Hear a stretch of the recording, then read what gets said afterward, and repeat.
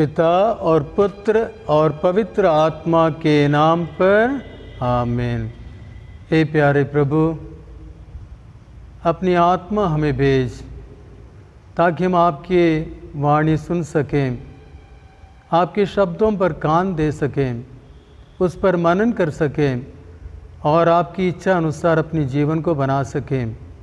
प्यारे प्रभु, इस सेशन पर आपकी आशीष हो ताकि जो भी इसे सुनते हैं वे सब के सब आपकी आत्मा से परिपूर्ण होकर एक कलीसिया में एक अच्छे नेतृत्व बनाए रखने के लिए उनको कृपा मिले।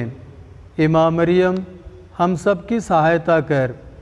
ये कृपा हम आपसे मांगते हैं अपने प्रभु क्रिस्त के द्वारा, आमीन। क्रिस्त में प्यारे भाई और बहनों और बच्चों, मैं बहुत खुश हूँ क्योंकि ये जो लीडरशिप कोर्स अंग्रेजी भाषा में आयोजित किया जा रहा है उसको अब हिंदी भाषा में भी किया जा रहा है और इसका नेतृत्व भाई राजन फर्नांडस ने लिया है और अपने कठिन परिश्रम के द्वारा वे ये हिंदी प्रसारण, ये लीडरशिप कोर्स सबों को खासकर उत्तर भारत के धर्म प्रांतों को दे रहे हैं।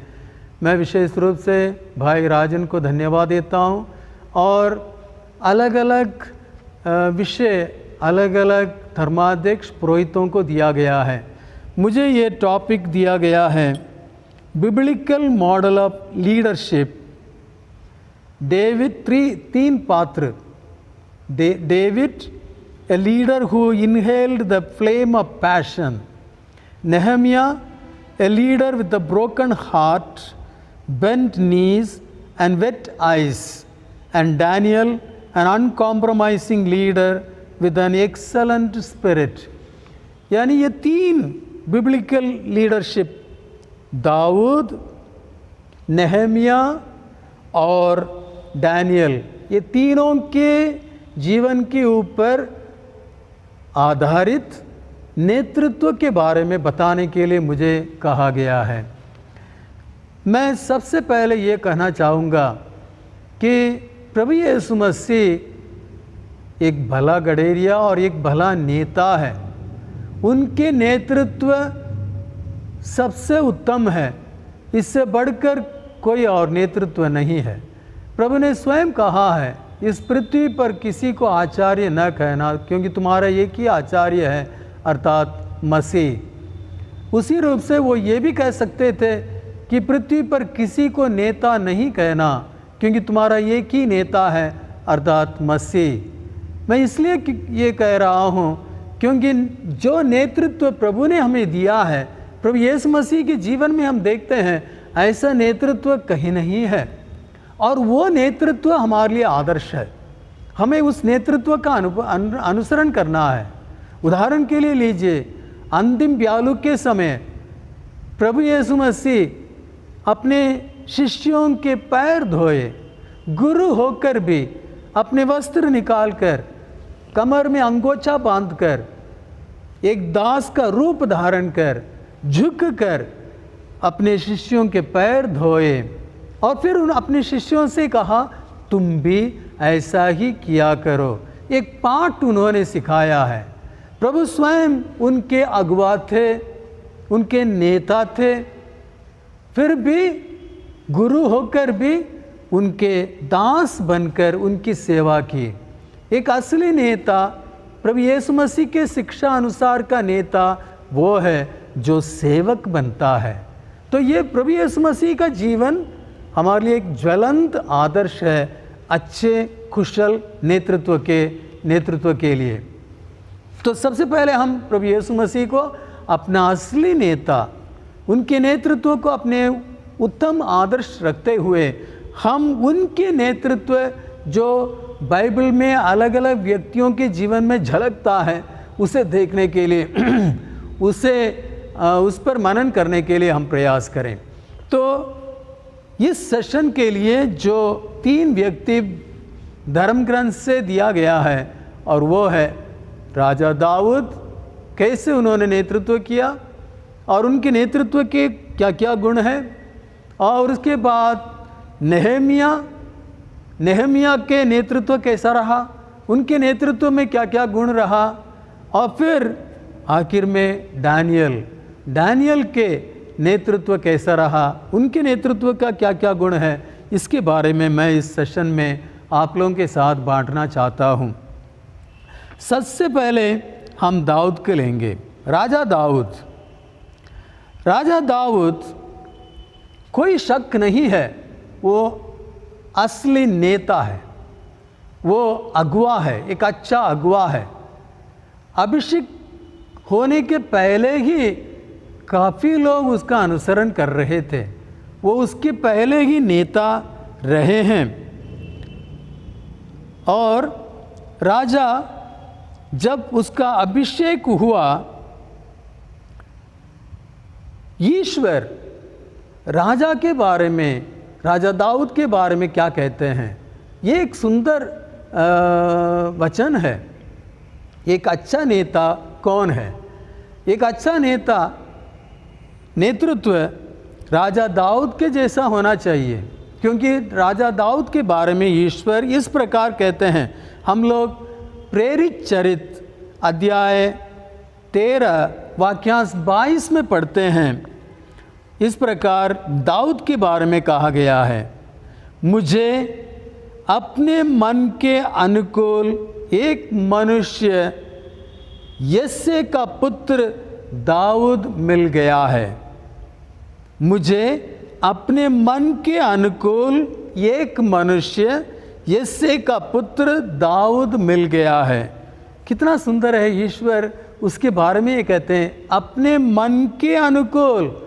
तो राजा दाऊद को ईश्वर ये कहते हैं ये मेरे मन के अनुकूल है। एक सच्चा नेता, एक कुशल नेता, एक अच्छा अगुआ ईश्वर के मन के अनुकूल होना है, ये सबसे पहला गुण है, और वो दाऊद में पाया गया है। अब दाऊद के बारे में अलग अलग गुण बताया गया है। सबसे पहले ईश्वर का नेता दाऊद होने के नाते उसके अंदर धीरज है, वो सहनशील है, वो सब्र करता है, ये सबसे पहला है। वो धीरज है, धैर्य है, धैर्यपूर्ण है, धीरज करता है और सहनशील है और सब्र करता है, मीन्स इज पेशेंट। सबसे पहले हम देख सकते हैं दाऊद को नबी सामुएल ने, पुरोहित सामुएल ने उससे अभिषेक किया है। ईश्वर ने सामुएल से कहा, जब शाऊल ईश्वर के खिलाफ आज्ञा का उल्लंघन किया, तो ईश्वर ने सामुएल से कहा यिशै के घर जाओ और उसके पुत्रों में से एक को मेरे लिए राजा अभिषेक करो। यिशै ने अपने सारे पुत्रों को वहाँ रखा था और सबसे पहले को सामुएल के सामने प्रस्तुत किया। सामुएल सोचा ये अट्ठा कट्टा नौजवान सुंदर और ये अच्छा राजा बन सकता है, ये सोचकर उसे अभिषेक करने के लिए आगे बढ़ता है। तब ईश्वर कहते हैं नहीं, इससे मैंने नहीं चुना। और फिर दूसरे को प्रस्तुत किया, दूसरे के साथ ऐसा हुआ, तीसरे, चौथे, पांचवें, छठे, सबके साथ ऐसा हुआ, ईश्वर ने किसी को चुना नहीं। और फिर यिशै सामुएल से कहता है ठीक है अब भोजन कर लें। तब सामुएल पूछता है क्या और कोई बेटा नहीं है? तब यिशै कहता है एक और बेटा है, वो बहुत छोटा है, उसमें समझ नहीं है, वो तो अभी जंगल में भेड़ों की रखवाली कर रहा है, वो राजा बनने के लायक नहीं है। लेकिन सामुएल कहता है जाओ उसको ले आओ, उसके बाद हम भोजन पर बैठेंगे। जब उसे ले आया गया, सामुएल सोच रहा है ये लड़का ये कैसे जिम्मेवार राजा बन सकता है, और सामुएल हिचकता है उसे अभिषेक करने में। लेकिन ईश्वर कहता है उठो इसे अभिषेक करो, यही मेरा चुना हुआ राजा है। तो ईश्वर उसे अपनाते हैं। इस तरीके से दाऊद राजा बना। लेकिन हम देखते हैं अपने राजा, वो जब छोटा सा था, टीनेज में था, उसका अभिषेक हुआ राजा के रूप में, लेकिन क्या तुरंत वो राजगद्दी प्राप्त किया? नहीं। अब भी सौल राज्य कर रहा है। सौल राजा ये दाऊद के खिलाफ है। दाऊद ने गोलियात को मार डाला और सबके सब दाऊद की प्रशंसा करने लगे, और सौल उसके खिलाफ है, उसके जान लेने के लिए तैयार है, काफ़ी मौका उसको मिल रहा है। तो ये सब हम धर्म ग्रंथ में पढ़ते हैं। तो दाऊद तुरंत राजा नहीं बना। दाऊद टीनेज के समय अभिषिक्त किया गया, लेकिन जब 30 वर्ष का हुआ तब वह यूदा का राजा बन रहा, पूरे इज़राइल का नहीं, सिर्फ यूदा का राजा बन रहा है। और उसके बाद अपने 37वें वर्ष में, जब उसकी उम्र 37 था, उस समय वो पूरे इज़राइल का राजा बन रहा। उस समय तक वो सब्र किया, उस समय तक वो इंतज़ार किया, सिर्फ इस विचार से कि ईश्वर मुझे राजा बनाया है और उसकी मर्जी पूरा होना है, और उसके लिए वो हमेशा इंतज़ार करता रहा, प्रभु के ऊपर निर्भर रहा। वो एक अच्छे नेता का गुण है, मतलब सब्र करना, जल्दीबाजी नहीं करना, प्रभु पर निर्भर रहते हुए, जिसने उसे अभिषेक किया है उस पर निर्भर रहते हुए उसी समय के लिए इंतज़ार किया। वो है राजा दाऊद का एक अच्छे नेता का गुण। और दूसरा, विनम्रता। एक राजा, एक नेता के अंदर विनम्रता होना चाहिए। विनम्रता या दीनता या विनय बनना। यदि जब तक वो राजा विनम्र या नेता विनम्र नहीं बनता है, वो अपने अहंकार को दिखाएगा, अपने स्वार्थ के लिए सब कुछ करेगा। इसलिए विनम्रता एक कुशल नेता के लिए सख्त ज़रूरत है। तो विनम्रता, दाऊद के अंदर विनम्रता रही। दाऊद राजा अभिषिक्त होने के बावजूद भी महल में लाया जा रहा है, सौल के साथ रह रहा है, लेकिन वहाँ एक सेवक के रूप में कार्य कर रहा है, विनम्र बनकर। वो महल में सेवा में लगा हुआ है, राजा की सेवा में लगा हुआ है। जब राजा सौल कहता है बाजा बजाओ, संगीत सुनाओ उसके आराम के लिए, और राजा दाऊद तैयार हो जाता है, सेवक बनकर रहा है, विनम्रता अपनाया है। उसके बाद जब उसका पिता जैसे दाऊद से कहता है भाइयों की सेवा करो, भाइयों के लिए भोजन पहुंचाओ, वो सब कर रहा है, बल्कि उसे मालूम था कि वो राजा अभिषिक्त हुआ है, फिर भी वो सेवा करने के लिए सदा तैयार रहता है। ये एक नेता का अच्छा लक्षण है, विनम्रता। और राजा दाऊद में हम उसको देखते हैं, वो विनम्र बनकर सेवा में सेवक बनकर सेवा करते हुए सौल राजा के महल में रहा है। और हम ये देखते हैं सामुएल के दूसरा ग्रंथ अध्याय 7 वाक्यांश 18 में इस प्रकार पढ़ते हैं, इसके बाद दाऊद प्रभु के तंबू में जाकर बैठ गया और उसने कहा, प्रभु ईश्वर मैं क्या हूँ और मेरा वंश क्या है जो तू मुझे यहाँ तक लाया है। देखिए उसकी विनम्रता, वो उस ईश्वर की महानता का बखान कर रहा है विनम्र बनकर, मैं कुछ भी नहीं हूँ लेकिन आपने मुझे यहाँ तक ले आया है। ये एक अच्छे नेता का गुण है, विनम्र रहना। तीसरा, धैर्य। एक अच्छे नेता के अंदर धैर्य होना चाहिए।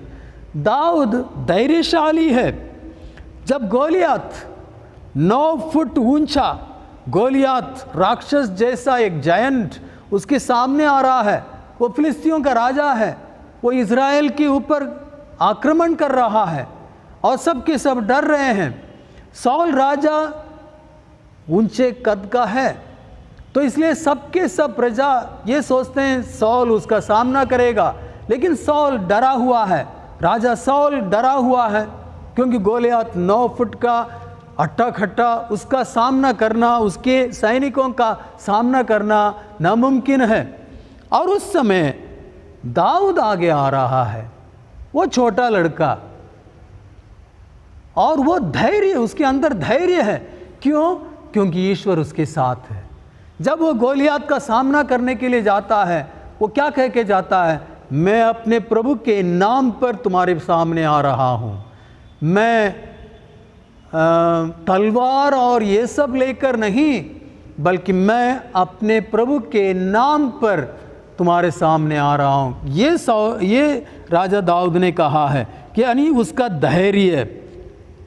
धैर्य, एक अच्छा नेता धैर्यशाली होना चाहिए और प्रभु का निर्भर रहते हुए वो गोलियत को मार डालता है। तो ये एक अच्छा नेता वो है जिसने उसे नेता बनाया है, वो ईश्वर के ऊपर निर्भर रहना, उसकी शक्ति पर हमेशा भरोसा रखना और उसके नाम पर हिम्मत के साथ, धैर्य के साथ कार्य करते रहना। ये एक अच्छे नेता का गुण है, धैर्यवान रहना। एक अच्छा नेता वो है जो धैर्यशाली है, जो डरता नहीं है, क्योंकि ईश्वर उसके साथ है। और इसलिए भजन संहिता 27 वाक्यांश 1 में हम पढ़ते हैं, प्रभु मेरी ज्योति और मेरी मुक्ति है, तो मैं किससे डरूं? प्रभु मेरे जीवन की रक्षा करता है, तो मैं किससे भयभीत हो जाऊं? किससे भयभीत हो जाऊं? क्योंकि दाऊद का अनुभव है, जंगली जानवरों से बचाने के लिए ईश्वर ने उसे शक्ति दी है, उसने शेरों को मरोड़कर मार डाला है, तो वह अभी अपने ईश्वर पर भरोसा रखता है, उस पर निर्भर रहता है। जब मेरे साथ ईश्वर है, मैं किससे डरूं? ये दाऊद का गुण है। एक अच्छा नेता वो हिम्मत वाला है, धैर्यशाली है। चौथा गुण दाऊद में हम देखते हैं विश्वास। एक अच्छे नेता के अंदर विश्वास होना चाहिए। दाऊद के अंदर विश्वास है, उनके पूरे जीवन में वो प्रभु पर विश्वास रखता है। ईश्वर ने उसे राजा अभिषेक किया है और इसलिए उसको कोई डर नहीं है, क्योंकि उसको मालूम है ईश्वर ने उसे चुना है, उसे अभिषेक किया है और उस ईश्वर पर वो विश्वास करता है। और इसलिए साउल राजा उसके खिलाफ था, उसको मार डालने के लिए कोशिश कर रहा था, लेकिन दाऊद डरा नहीं, क्योंकि दाऊद को मालूम है ईश्वर ने मुझे राजा अभिषेक किया है और एक न एक दिन ईश्वर के समय पर मैं राजा बनूंगा। वो विश्वास उसका अंदर है प्रभु पर, और इसलिए वो साउल से डरा नहीं, गोलियत से डरा नहीं, क्योंकि उसको मालूम है मुझे राजा बनना है, ईश्वर ने मुझे चुना है, मुझे अभिषेक किया है, अब तक मैं नए राजा नहीं बना हूँ, तो इसलिए ये गोलियत मुझे कुछ नहीं कर सकता है, क्योंकि मुझे ईश्वर पर विश्वास है जिसने मुझे अभिषेक किया है राजा बनने के लिए। और इस तरीके से दाऊद का विश्वास ईश्वर पर बहुत गहरा है, और एक अच्छे नेता के अंदर विश्वास होना है। यदि विश्वास नहीं है, वो कुछ भी हासिल नहीं कर पाएगा, वो डर जाएगा, डगमगा जाएगा। और इसलिए एक कुशल नेता के अंदर ईश्वर पर विश्वास होना अति आवश्यक है।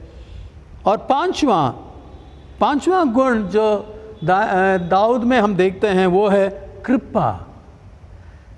एक अच्छे नेता को कृपा की आवश्यकता है, ईश्वरीय कृपा की आवश्यकता है, और हमेशा दाऊद उस ईश्वर की कृपा के लिए प्रार्थना करता रहता है, ईश्वर से मांगता रहता है। दाऊद कमज़ोर था, मनुष्य था, इसलिए उसने भी पाप किया है। दाऊद ने झूठ बोला है, दाऊद ने उरिया की पत्नी को अपनाया है, दाऊद ने अपने वासना के पूर्ति करने के लिए, अपने वासना के को पूरा करने के लिए किसी दूसरे की पत्नी को अपनाया है।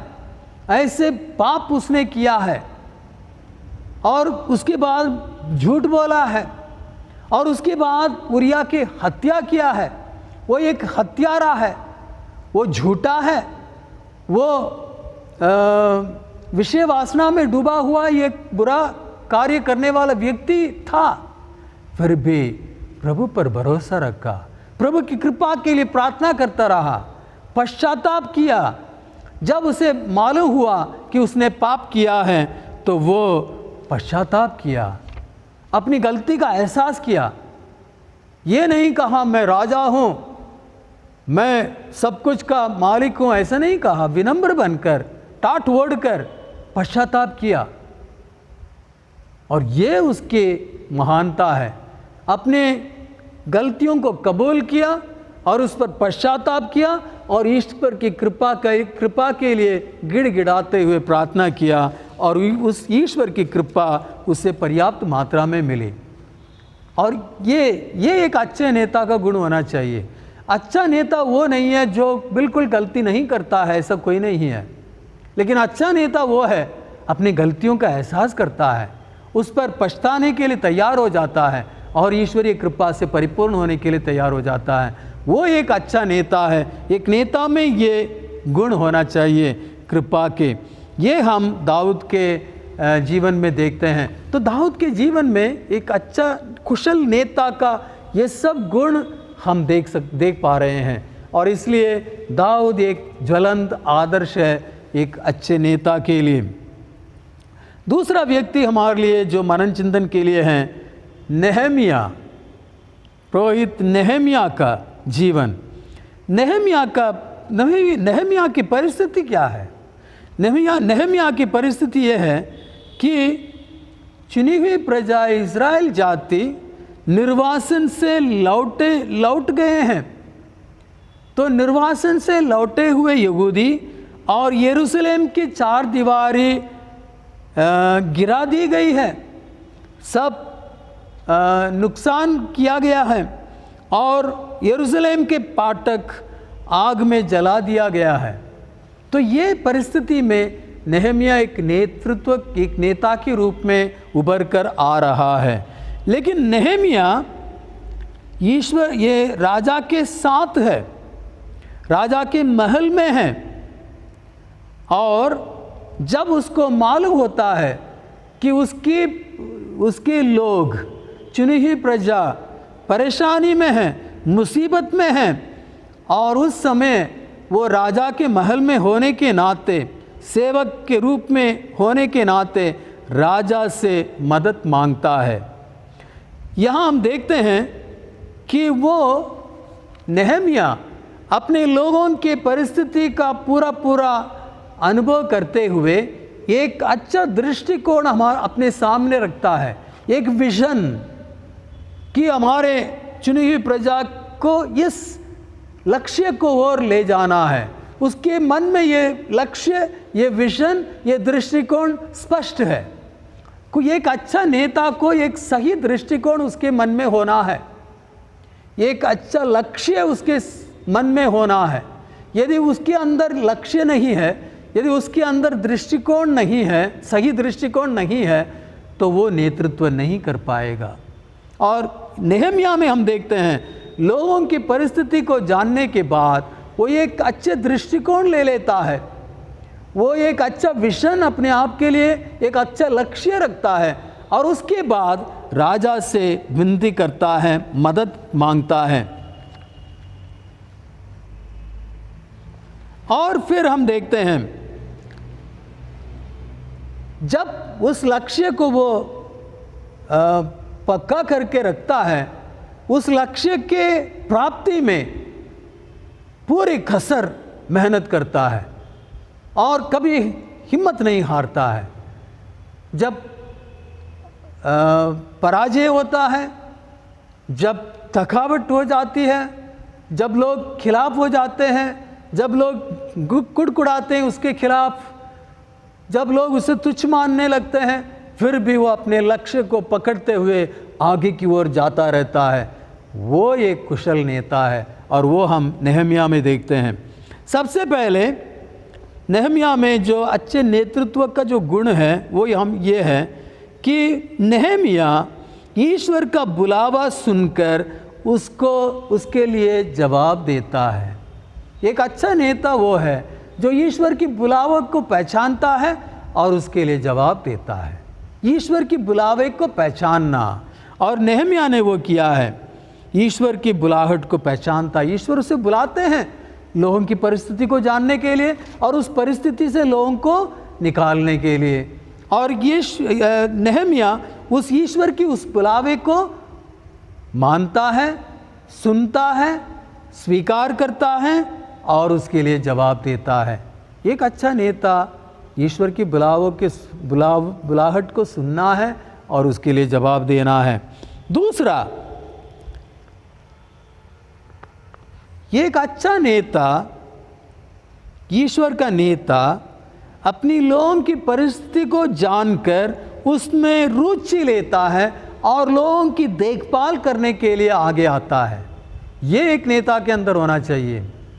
एक नेता लोगों की परिस्थिति को अपने सामने रखना है, उसको प्राथमिकता देना है, अपने ज़रूरतों को नहीं, अपने स्वार्थ को नहीं, अपनी सुख सुविधा को नहीं, उन सब को त्याग कर लोगों की आवश्यकता को, लोगों की ज़रूरतों को प्राथमिकता देना एक अच्छा नेता के लक्षण है। और वो हम नेहम्याह में देखते हैं। नेहम्याह पूर्ण रूप से ईश्वर की ओर लोगों की ज़रूरतों को अपने सामने रखते हुए आगे बढ़ता है। लोगों की ज़रूरतों को, आवश्यकताओं को अपनी आवश्यकता, अपनी ज़रूरत समझता है। लोगों के साथ अपने आप को आइडेंटिफाई कर देता है। ये है नेहम्याह का दूसरा गुण। नेहम्याह का तीसरा गुण है, हम देखते हैं एक अच्छे नेता होने के लिए। नेहम्याह लोगों की परिस्थिति को जानकर उसको अच्छी तरह समझते हुए उसका हल ढूंढने लगता है। एक नेता न सिर्फ परिस्थिति को जानने वाला बल्कि परिस्थिति को जानकर उसका हल निकालने वाला होना चाहिए। और वो हम यहाँ देखते हैं। एक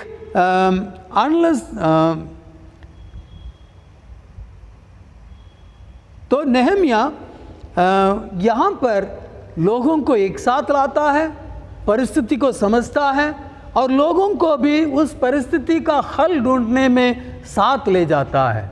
तो ये एक अच्छे नेता का गुण है। चौथा गुण है कि ईश्वर के मार्गदर्शन और ईश्वर की जो दृष्टिकोण, जो विजन जो दिया गया है उसके मुताबिक चलने के लिए तैयार हो जाता है। अपना दृष्टिकोण नहीं बल्कि ईश्वर का दृष्टिकोण और ईश्वर की प्रेरणा से उस परिस्थिति का हल ढूंढने के लिए तैयार होना है। वो एक अच्छा नेता का गुण है। और उस दृष्टिकोण में बने रहना, उस मार्गदर्शन को हमेशा पालन करना, ये एक अच्छे नेता के अंदर होना चाहिए। विपत्तियों के बीच में, खिलाफत के बीच में एकदम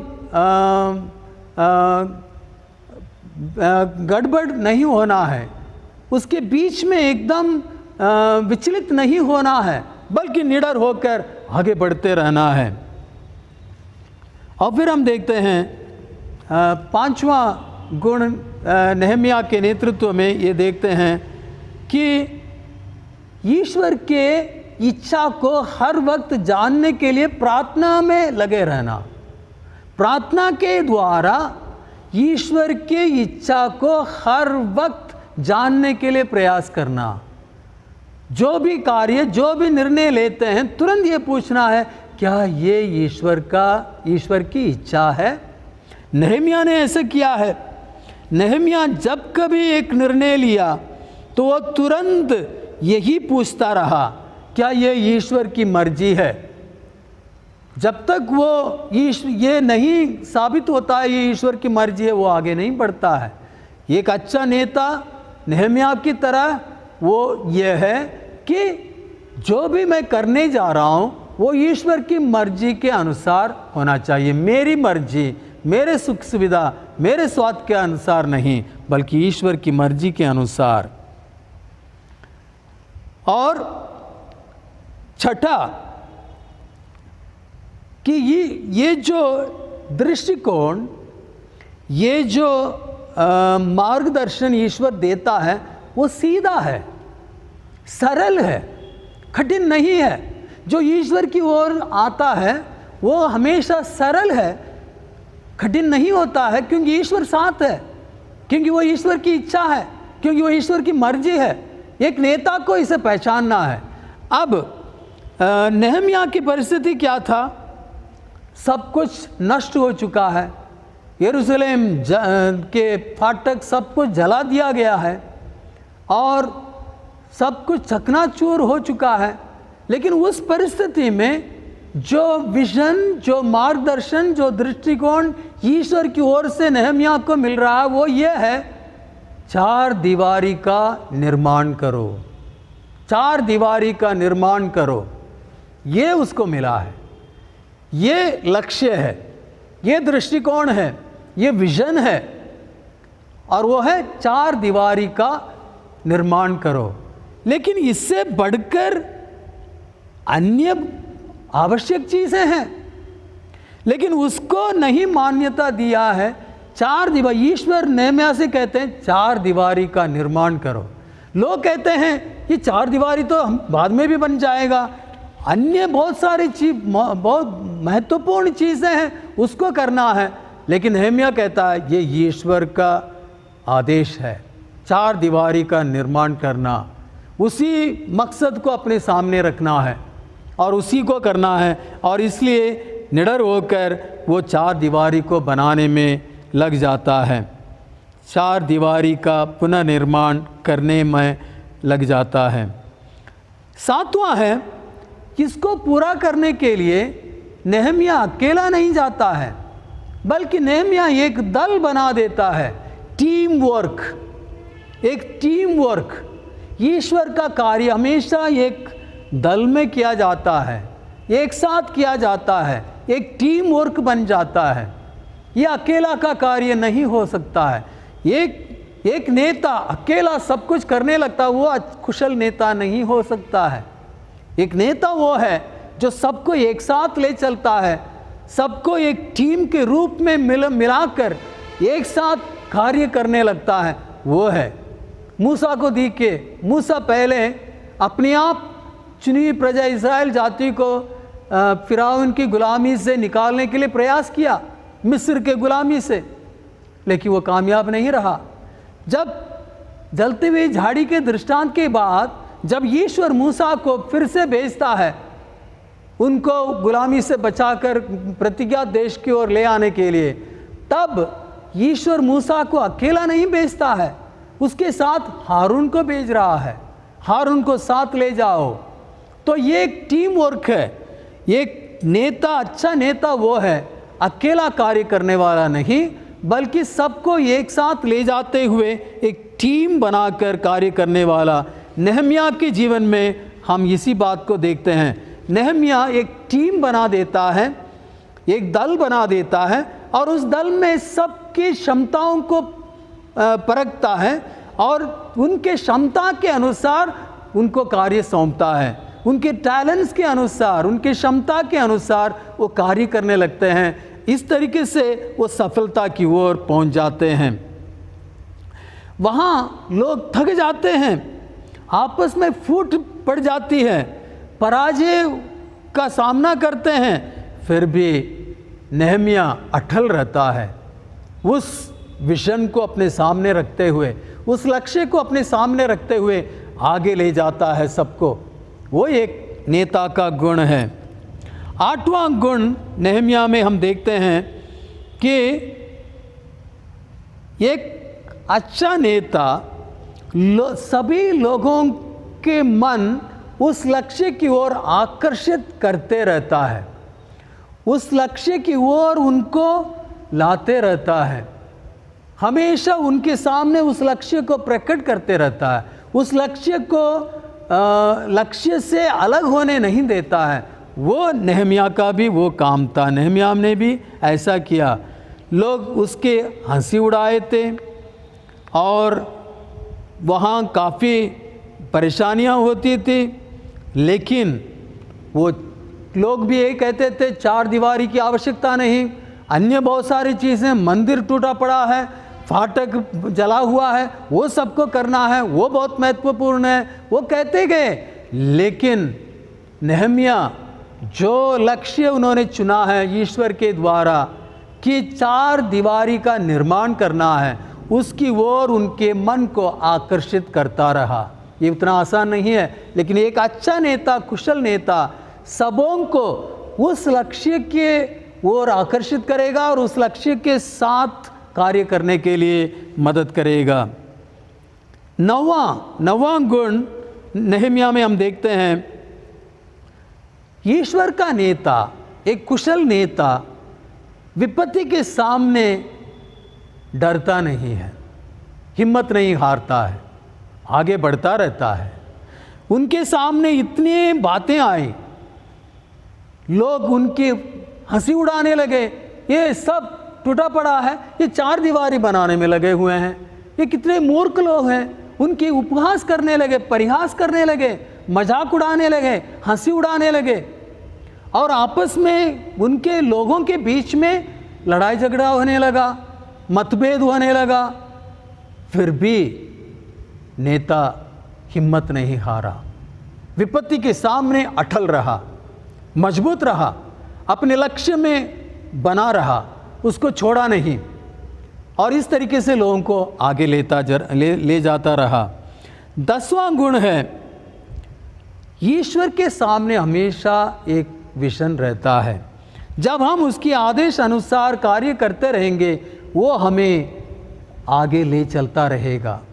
तो यही हम देखते हैं नेहम्याह के सामने। नेहम्याह रुका नहीं, ईश्वर के कहे अनुसार वो चार दीवारी का निर्माण किया, और उसके बाद चार दीवारी के निर्माण करने के बाद ईश्वर आस्ते आस्ते सब कुछ का निर्माण करने के लिए उन्हें मदद किया। तो नेहम्याह के परिस्थिति में नेहम्याह एक अच्छे नेता के रूप में इन सब गुणों के 10 गुण मैंने आप लोगों के सामने रखा। इन सब गुण एक अच्छे नेता के रूप में नेहम्याह में हम देखते हैं। तीसरा व्यक्ति है दानियल। दानियल वो उस परिस्थिति में है जब राजा नबूकदनेस्सर जो बाबुल का राजा चुनी प्रजा को बाबुल के गुलामी में ले जाकर वहाँ गुलामी में रखा है, उस समय दानियल उत्पन्न होता है। और दानियल नबूकदनेस्सर के महल में सेवा कर रहा है, और वहाँ राजा नबूकदनेस्सर दानियल को अपने महल में सेवा करने के लिए उससे काफ़ी कुछ कहता है। उसको उनकी संस्कृति को अपनाना है, उनकी भाषा को सीखना है, उनके तौर तरीक़ों को समझना है, उनके जो संस्कृति है, कल्चर है, उन सब को जानना है और मानना है। ये सब राजा दानियल को बताया है। और तो दानियल को ये सब सीखना है। एक अन्य संस्कृति, वो भी एक गैर यहूदी के संस्कृति और उनके भाषा, ये सब नबी दानियल को सीखना है। एक अच्छा नेता वो है, सबके जो अच्छे गुण हैं उन सबको अपना लेता है। लेकिन हम लोगों में कभी कभी हम जो दूसरे लोग हैं, दूसरे धर्म के हैं, दूसरे जाति के हैं, हम उनको तुच्छ समझने लगते हैं। लेकिन एक अच्छा नेता वो है, सबों में जो भला है, जो अच्छा है, उसको चुन लेता है और उसको अपनाने के लिए कोशिश करता है। और दानियल के जीवन में हम यही बात देखते हैं। दानियल ईश्वर की मर्जी को पूरा करने के लिए, चुनी हुई प्रजा इस्राएल जाति की भलाई के लिए वो बहुत कुछ त्यागने के लिए तैयार हो जाता है। सबसे पहले हम देखते हैं दानियल राजा नबूकदनेस्सर के मेज पर उसको सेवा करना है, और वहाँ दानियल को राजमहल के जो भोजन है, राजमहल के जो दाखरस है, राजमहल के जो भी चीज़ें हैं उससे खाना है, ये आदेश दिया हुआ है। एक मंत्री को नियुक्त किया गया है ये देखने के लिए कि दानियल भाषा सीखता है उनके, दानियल उनके संस्कृति को अपना रहा है, दानियल उनके भोजन और उनके ये सब ग्रहण कर रहा है या नहीं, वो देखने के लिए उसे नियुक्त किया गया है। वो इसलिए क्योंकि दानियल उनके भोजन और उनके दाखरस ये सब पान करके ग्रहण करके मजबूत तगड़ा हो जाएगा, ये उनका विचार था। लेकिन दानियल आहिस्ते आहिस्ते रास्ता ढूंढता है। उनके भोजन को करना उसके लिए एक तरह से अपवित्र होना है। मूसा के नियम के अनुसार, यहूदियों के परंपरा के अनुसार नबूकदनेस्सर राजा के और उनके जो भोजन इनके लिए अच्छा नहीं है, इनके लिए वो अपवित्र है और उसको कैसे ग्रहण किया जाए। लेकिन दानियल मना नहीं करता है, दानियल उनके साथ वार्तालाप करता है, दानियल उस व्यक्ति के साथ बात करता है और उससे कहता है यदि मैं 10 दिन इन सब भोजन को, जो भोजन आप दे रहे हो उनको ग्रहण किए बिना अपना भोजन ग्रहण करके यदि मैं तंदुरुस्त रहूं, अट्टा-कट्टा रहूं, क्या आप मानने के लिए तैयार हैं? इस तरीके से वो उपाय ढूंढने लगता है ईश्वर के मर्जी को पूरा करने के लिए, ईश्वर की इच्छा को पूरा करने के लिए वो अलग अलग तरीके ढूंढने लगता है और इस तरीके से वो सफल हो जाता है। और इस तरीके से वो मान लेते हैं और दानियल ईश्वर के इच्छा अनुसार अपने जीवन को बिता रहा है, महल में रहते हुए, राजा की सेवा करते हुए। फिर हम देखते हैं दानियल इन सब परिस्थिति के बीच में ईश्वर के ऊपर भरोसा रखता है, ईश्वर के विधाता पर भरोसा रखता है। He trusts in the providence of God। एक अच्छे नेता, एक कुशल नेता को ये बहुत ज़रूरी है, ईश्वर के विधाता पर भरोसा रखना। Providence, trusting in divine Providence, ये बहुत ज़रूरी है हर नेता के लिए, एक कुशल नेता के लिए, ईश्वर के नेता बनने के लिए उनके विधाता पर भरोसा रखना अति आवश्यक है। और इसलिए नबी दानियल के ग्रंथ अध्याय 1 वाक्यांश 9 में हम पढ़ते हैं कि वो ईश्वर पर, दानियल ईश्वर पर भरोसा रखने लगता है और ईश्वर वहाँ के जो ऑफिशियल है, जो मंत्री है, उसके मन में दानियल के प्रति दया और अनुकंपा भर देता है। देखिए ईश्वर कैसे कार्य करता है। दानियल के प्रति उस मंत्री के अंदर ईश्वर दया और अनुकंपा भर देता है और वो मंत्री दानियल की बातें मानने लगता है, उसको अपने विश्वास के अनुसार, धर्म के अनुसार भोजन करने, कार्य करने के लिए वो उसे छूट दे देता है, उसे अनुमति दे देता है। और दूसरा है अध्याय 1 वाक्यांश 17 में हम पढ़ते हैं कि दानियल को ईश्वर अनेक कृपाएं प्रदान करते हैं एक अच्छा नेता बनने के लिए। दानियल और उसके 3 साथियों को, उनके साथियों को प्रज्ञा और समझ का वरदान दिया जाता है, प्रज्ञा और समझ का वरदान दिया गया है। और दानियल को एक विशेष वरदान, और वो वरदान है सपनों को समझने और उनका अर्थ निकालना। सपनों को समझना और उनका अर्थ निकालने का वरदान भी दानियल को प्रभु दे देता है। इसलिए बाद में हम देखते हैं दानियल किस तरह राजा का जो सपना है उसको समझने लगता है और उसका अर्थ निकालता है और वो पूरे प्रदेश के लिए भला बन जाता है। तो इस तरीके से दानियल के जीवन में भी हम इन सब गुणों को देखते हैं। दानियल ईश्वर पर भरोसा रखते हुए एक कुशल नेता के रूप में उभर कर बाहर आता है। आज हम इस सेशन में इन तीनों के बारे में हमने मनन किया है। दाऊद राजा के नेतृत्व, नेहम्या के नेतृत्व और दानियल के नेतृत्व, इनके नेतृत्व में इन सब गुणों को हम देखते हैं।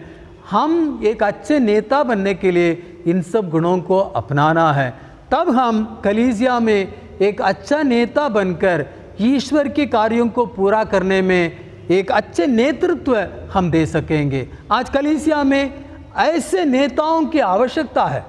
आज कलीसिया के नेतृत्व पर प्रश्न उठा हुआ है और इसलिए मैं बहुत खुश हूँ, ये लीडरशिप कोर्स के द्वारा हमारे जो करिश्माई नवीकरण में जो नेतृत्व ले रहे हैं वे इन सब गुणों को हासिल करने के लिए प्रयास करेंगे और एक कुशल और अच्छे नेता के रूप में उभर आएं और रिन्यूअल जो नवीकरण को अच्छे नेतृत्व के द्वारा आगे ले सकेंगे। आइए हम इसके लिए प्रभु से प्रार्थना करेंगे। हम ईश्वर से प्रार्थना करें हम सबको ये सब गुण मिल जाएं ताकि हम एक कुशल नेता बन सकें। धन्यवाद। God bless you. ईश्वर की आशीष सदा आप लोगों के ऊपर बने रहें। धन्यवाद। जय यीशु।